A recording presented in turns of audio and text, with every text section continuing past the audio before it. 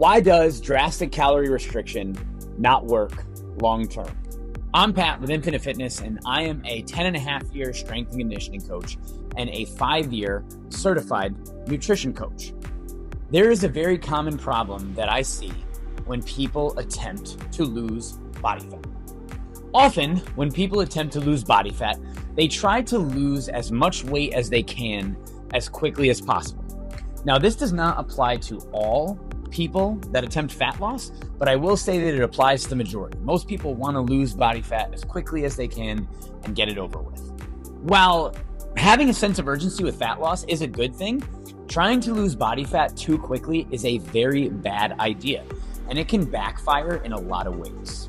There's a fine line between ideal progression and trying to progress too quickly, which will end up backfiring and can cause you to regain all of the weight you lose, if not more weight than you originally had in the first place. So in order to discuss why this happens, we first need to talk about how fat loss works and what happens to your body when you're trying to lose body fat. The way that body fat loss works is through calorie restriction. When you are restricting your calories, what happens is you create an energy gap for your body. Basically, you're giving your body less overall energy than it needs to survive every single day. So what your body does is it liberates stored body fat to make up for this energy gap, because stored body fat is, after all, stored energy. What this is called a calorie deficit. Now, when you create a calorie deficit, there are certain things that happen in your body, because you have to remember that while we may be trying to create a calorie deficit to improve body composition, our body perceives this as famine, because historically, when we didn't have enough food to survive, that's what it signaled. A lack of food, a lack of resources, which causes your body to go into a slightly alarmed state.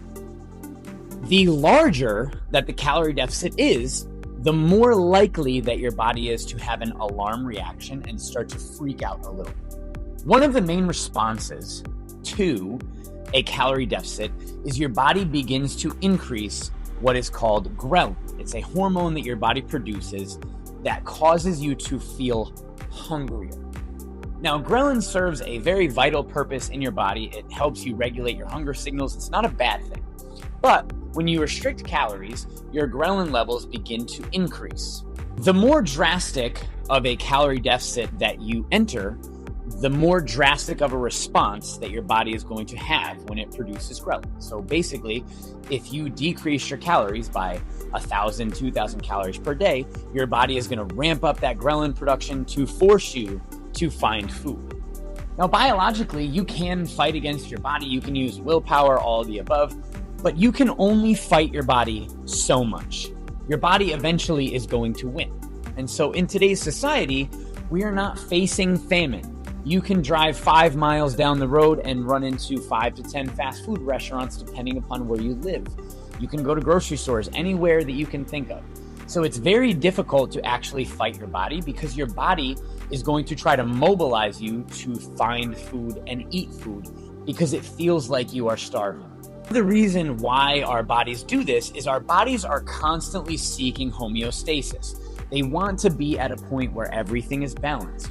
So if your body has gotten used to existing at a certain body weight or body fat percentage for a period of time, and you try to decrease that body weight or body fat percentage, your body is going to, in certain ways, try to fight you to get back to homeostasis. This is why when you reduce your calories drastically, your body attempts to fight back against you because it wants to get back to homeostasis.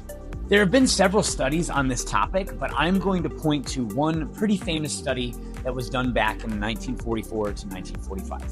And what this study is called it's called the Minnesota Starvation Experiment. Basically what they did in this study was they took 13 participants and they put them on a very low calorie diet of only 800 calories per day.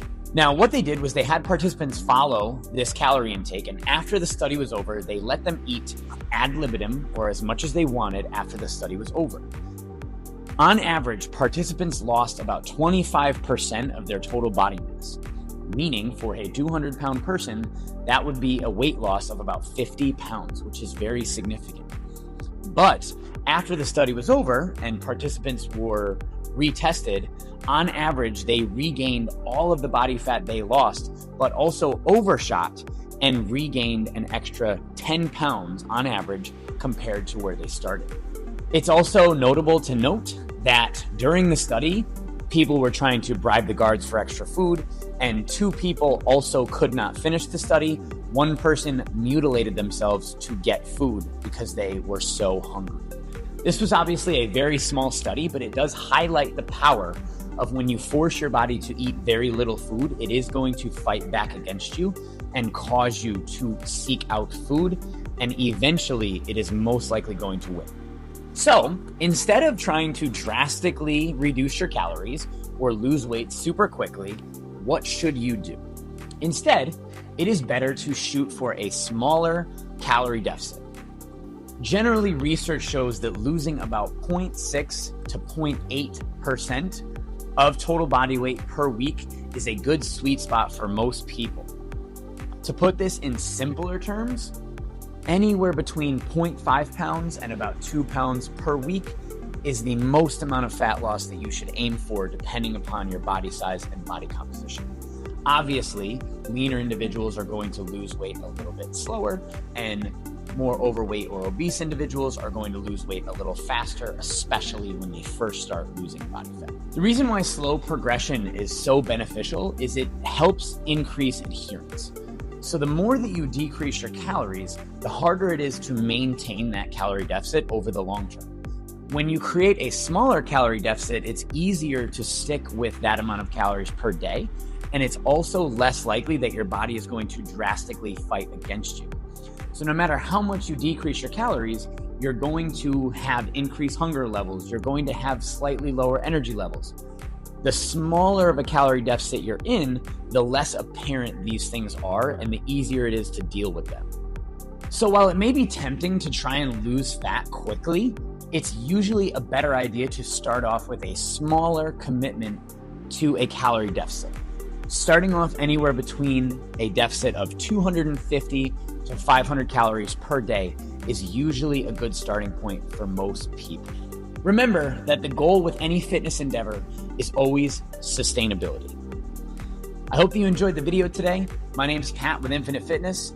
If you enjoyed this video and you learned something, please subscribe to our channel. You can also find us on Instagram and Facebook at Infinite Fitness Bristol.